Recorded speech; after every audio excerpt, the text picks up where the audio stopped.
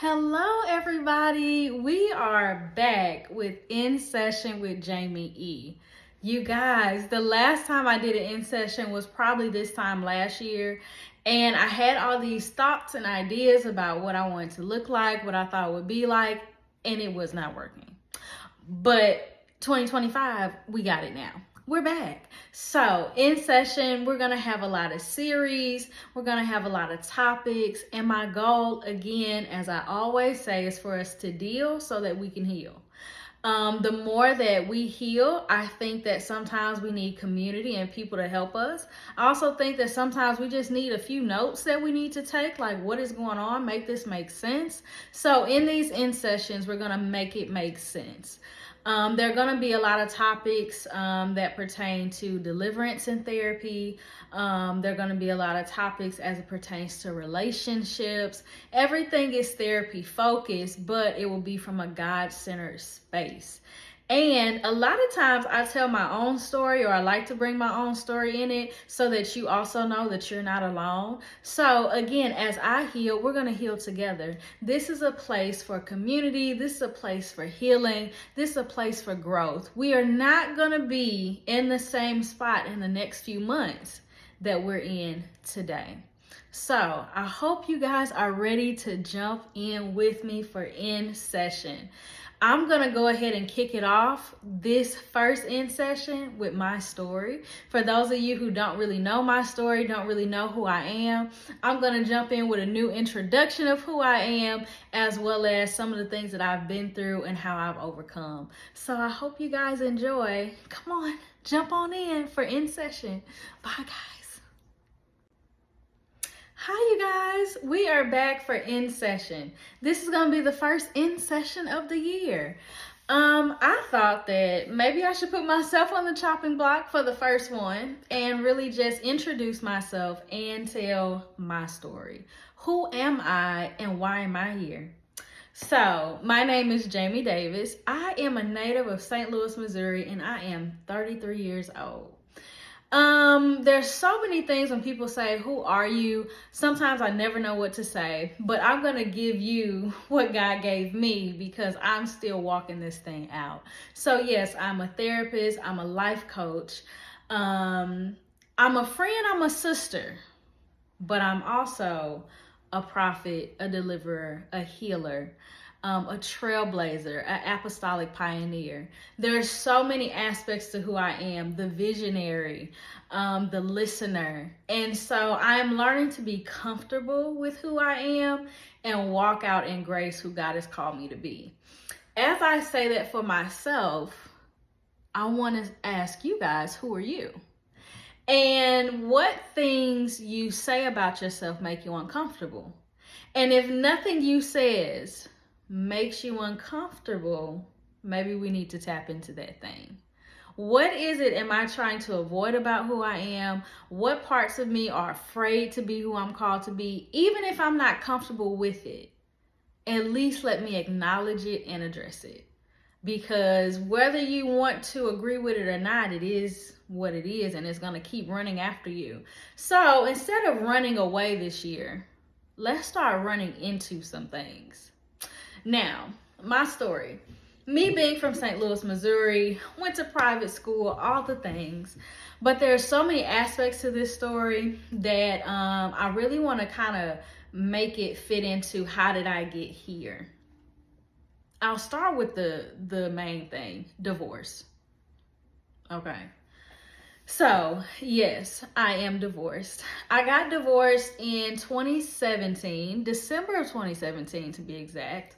I've been divorced now for about 7 years, and it has been a journey. And it was one of the most painful things I've ever experienced, and so much so that my grandfather, he died 2 years ago. Love my grandpa, my everything, right? And I remember thinking to myself, I will be able to get past this. And I said that because I realized the pain of his death was not nearly as bad as the pain of divorce. And I said, if I can get through that pain, I can definitely get through this one. I think that was the first time I really tapped into how hard that season of my life was. But as most of us know, and as we hear all the time, pain produces purpose.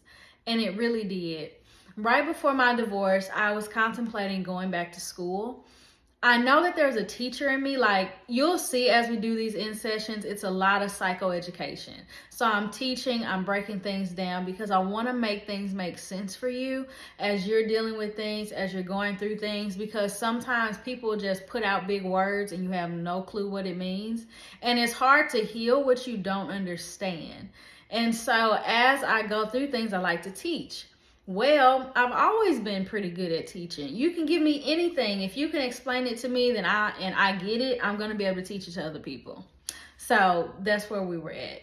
And so I was like, I think I'm going to go back to my alma mater, which is Oral Roberts University, where I actually met my ex-husband. And I'm going to get a master's in education. I had gotten referrals and all types of things. I was almost done with the application, and maybe a week or so later, get the terrible news that the man was cheating, y'all. Okay. Long story short, he cheated and had a kid on me. Okay. And we got divorced. Now, we might do a whole nother in session just about the divorce, because that was just, it was a lot that went on with that. Even today, people can talk to me about where they are, and I'll be like, girl, I was there too. Yep, I get that. Yep, I understand that. So it has really been a journey. But end up like finding out what was happening, and it stopped everything.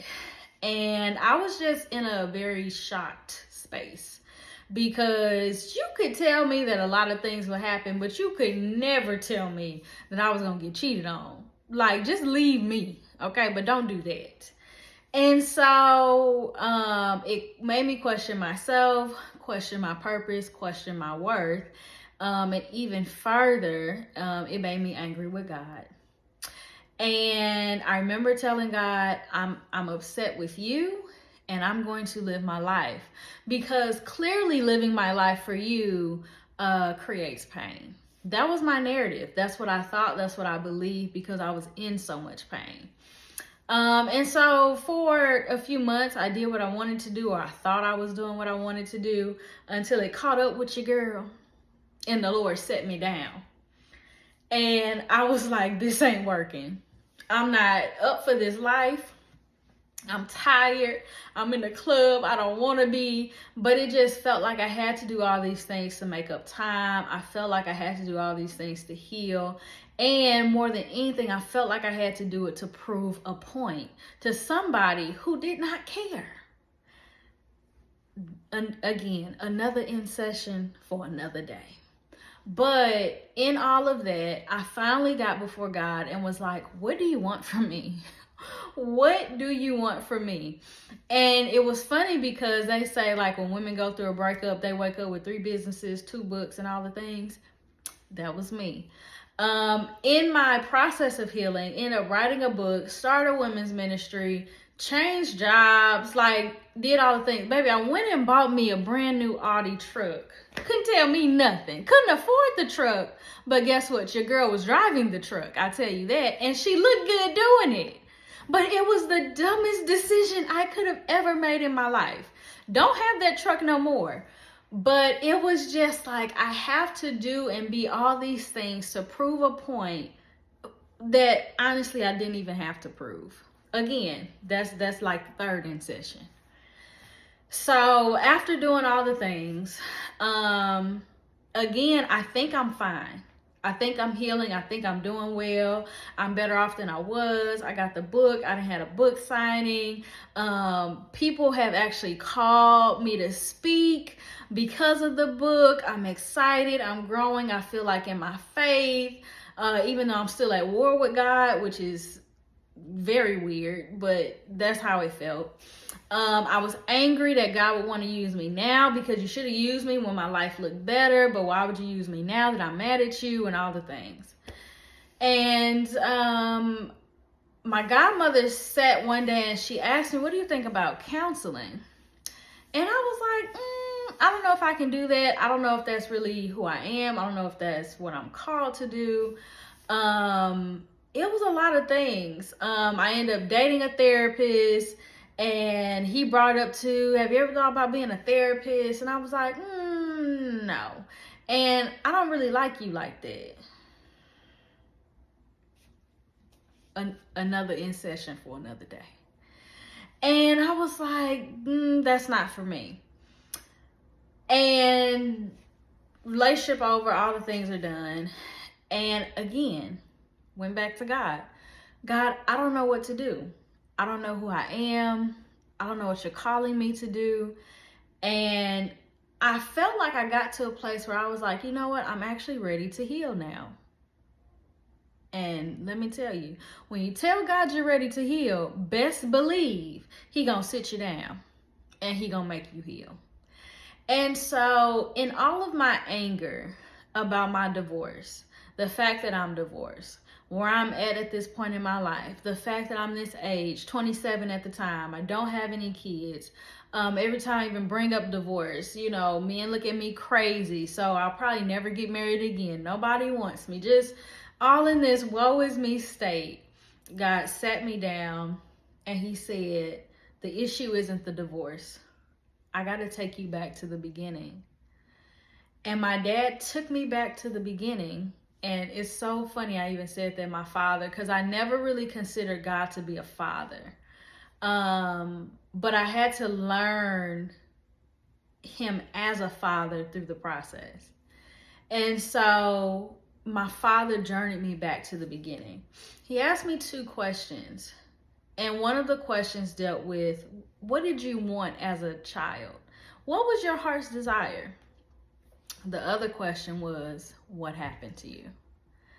When I sat with it, I realized from a very little girl, I said 2 things. I either want to be a therapist or a psychologist or a teacher. That was all I wanted to do. So much so that, y'all, I was a smart kid, okay? Your girl is smart, okay? And I'm proud of myself. In 8th grade, I did a paper on psychosomatic, something like that in the brain and music. Like, I was studying how the brain is affected by music. And let me tell you, the paper was legit. I could probably pull the paper out today and use it for a PhD, okay? That was my interest. Like, I was so interested in psychology and the brain and the way people thought and how things affect your brain. And I really loved teaching. So much so at one point I thought I was a teacher. What drifted me away from that was people telling me that I was a doctor.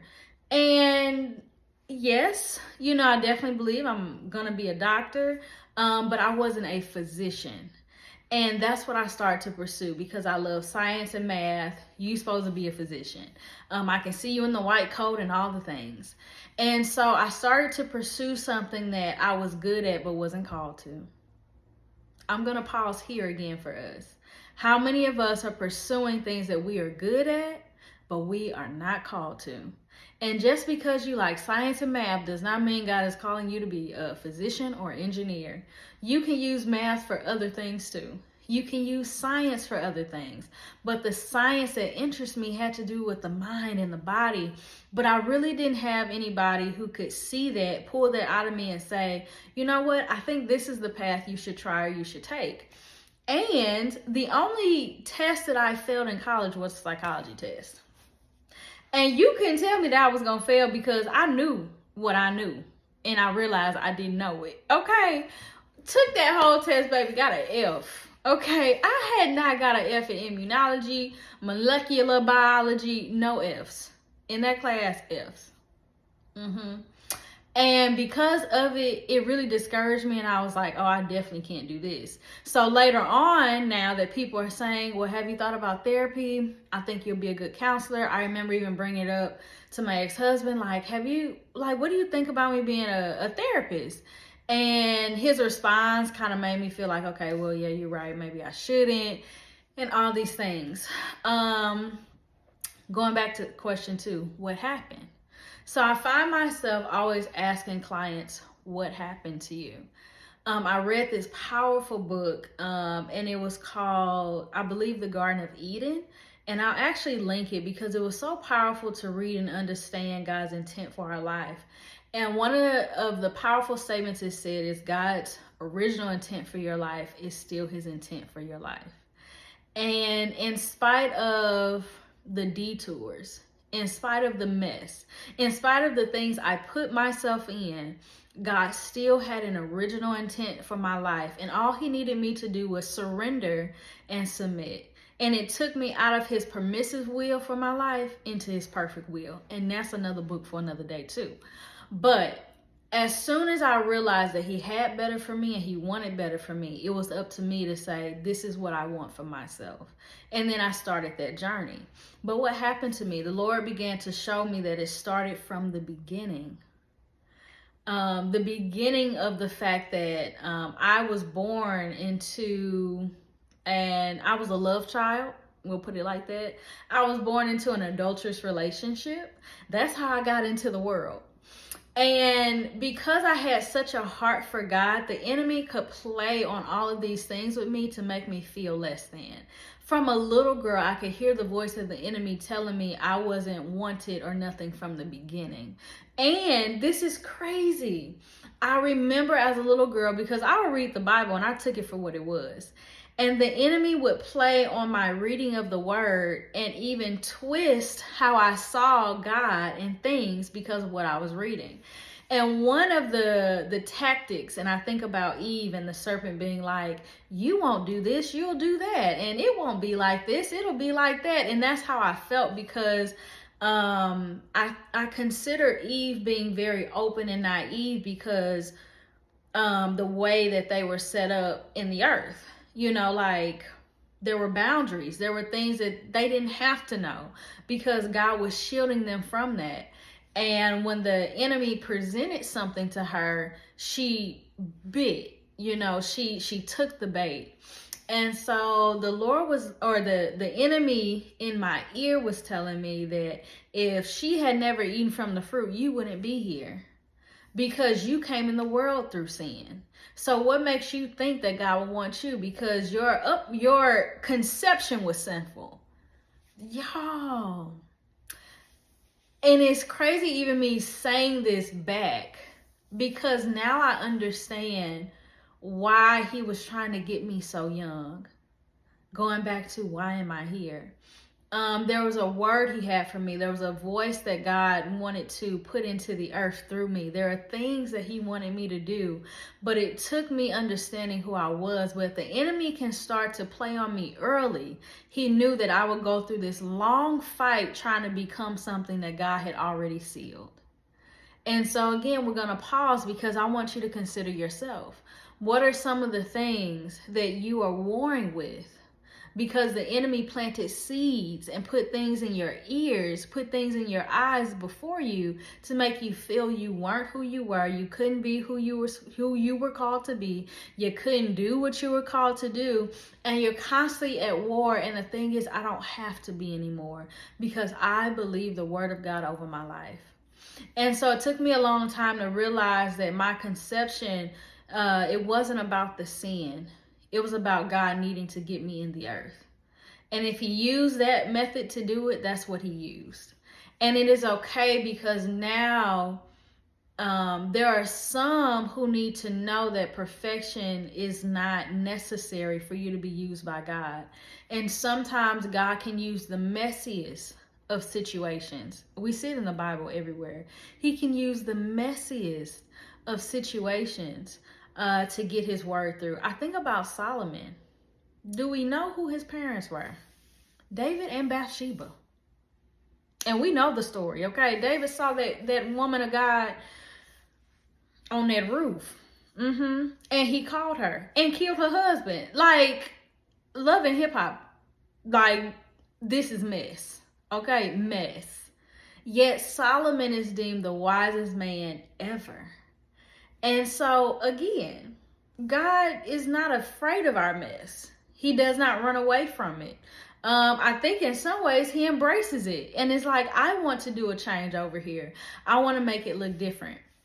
But I had to go back there.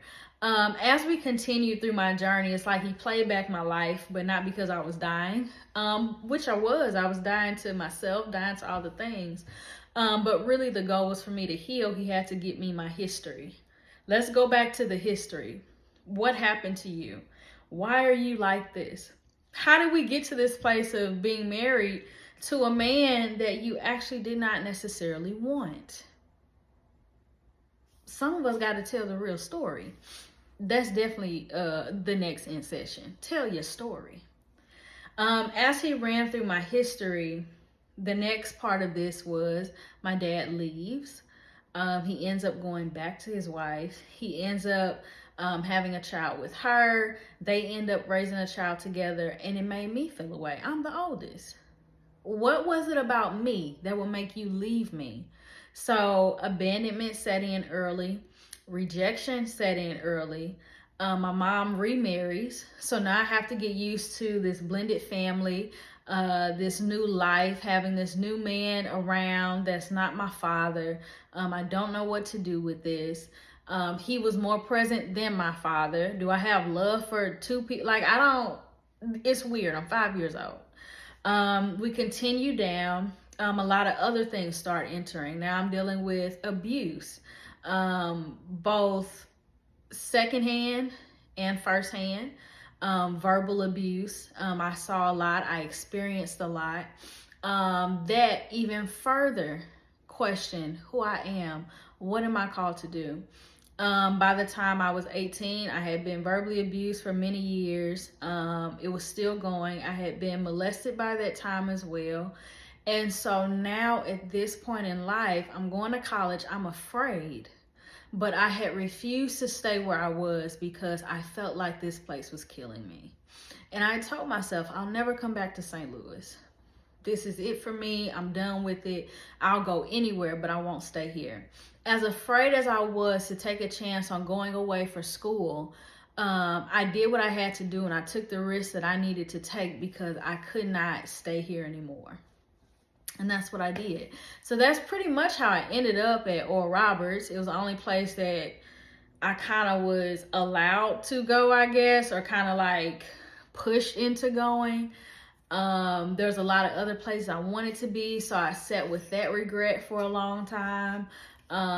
It was just so many things, and so starting college was really hard for me because I'm trying to figure out who I am, where I am, what I am. Now we bring in the fact that you meet who end up being your husband. And I remember thinking, he's not my type. I didn't know really what my type was. I know it wasn't that. And I knew I kind of liked certain things, but I could never date. Okay, so I could never really understand what I wanted or that I could have what I wanted. Like, I didn't even put that together. Like, what is that? And, but he wanted me. And my thought was, well, shoot, at least somebody want me. I felt so dirty because of what had taken place with me being molested. And because of who it was, it made me say, I need a different touch. Like, that was in my head, and it was in my head for a long time. You need a different touch. And as much as I was like, I'm going to wait till I'm married and all these things, here goes the enemy again playing in my head. And the enemy had already started telling me it didn't matter because you were already dirty. It did not matter because you had already lost. There's no point in waiting because you're already unclean. And it makes me want to cry even saying it because I think about the heart of an 18-year-old girl who loves God so much, who just wants the things of God, but who did not have anybody to stand in the gap and say, baby, I see your thoughts, and I just want you to know that you're worth more than this. I just want you to understand that you have not messed up. Like, if somebody could have just said that, it would have kept me from going down the path that I went down. But I also see now why God did not allow it, because sometimes he allows us to be the very thing that we felt we needed. Sometimes God will allow us to be the very thing that we felt we needed. Because now, as he says in his word, I have felt the feelings. I touched the feelings of your infirmities. Now I understand where you are. Not from a place of I just have sympathy for it, but I really empathize because you are me and I am you. And so, again, these thoughts have been plaguing my mind for so long. End up 21, finally I'm like, okay, well, I want to be like everybody else. Give it up, child. Not a give it up moment. Okay. Foolish. And that takes me down a path. End up having 2 abortions. And I remember after the second one, so broken because they were literally 5-6 months apart. And for those of us who have done that before, one of your things is, God, I'll never do it again. God, I repent. I'm so sorry. Da da da. And I remember getting pregnant a second time, and I had decided that this is how I was going to do it. This is what it was going to look like. And it didn't happen. And went in, had another one. And I was tormented with dreams about that for years. After that, that was the rock bottom that I considered to be rock bottom. I felt like there was definitely no use for me. God would never want me.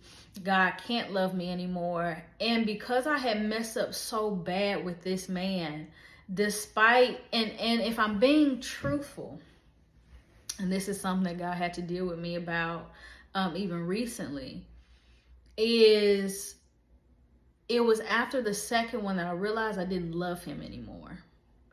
And so everything that I did after that was just an act. It was just me showing up. And I didn't have the courage to leave because I felt like I still need to be married because that was my only way out. From a little girl, again, let's go backwards, know your history. I had told myself, probably at the age of 8, that my only way out of my situation is marriage.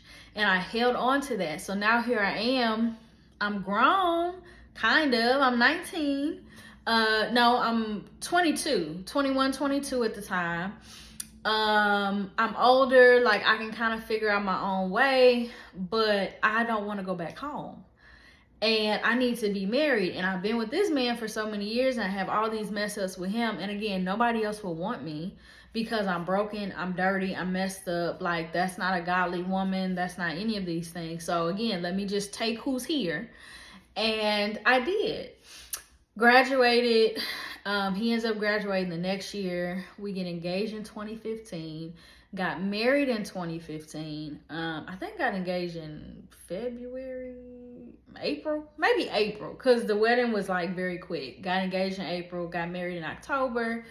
And I'm like, okay, like we finna start our life. Things were cool. At first, I started having bouts with like depression a little bit, but I didn't really understand it until until now that I do therapy and now I understand things a little bit better. I think I was having a lot of maybe like hormonal changes and stuff, and depression would hit and I didn't want to do anything, and then it would lift, and then I was like back to doing all the things. And so I was having one of those moments, and I remember I kept feeling like something's off, like he's doing something. And I remember talking to him about it, and I kept talking to him about it, and he kept saying nothing was happening. End up having a dream. I told him the dream, and it was like, oh, I'll talk to you when I get home. And then he laid out there that, there was infidelity. He left, didn't know what to do about that. Like, Lord, what are we doing? What do you have for me now? This makes no sense. After he left, it was July to October. So during those months, I was sick. I think I lost about 30 pounds, and I already wasn't that big. Like, I was small. I couldn't eat. I was sick every day. Nauseous, to a point I'm like, oh Lord, now I'm for real pregnant. End up not being, but there were just so many things that was happening to me mentally, emotionally, spiritually. I ended up going to a therapist, and I hated it. I felt like I was just a number, and because of that, I was like, I can do this better than him. And on top of that, with all the other conversations, I was like, maybe therapy is for me. Because again, I need a me. I need somebody who can sit with me, talk to me, and help me through this situation. Get divorced, like I said, 2 years later. Finally, we end that December, filed in October. And that's when the real healing had to happen. It wasn't until July of 18 that I actually saw the confirmation that this was his child. And I was sick.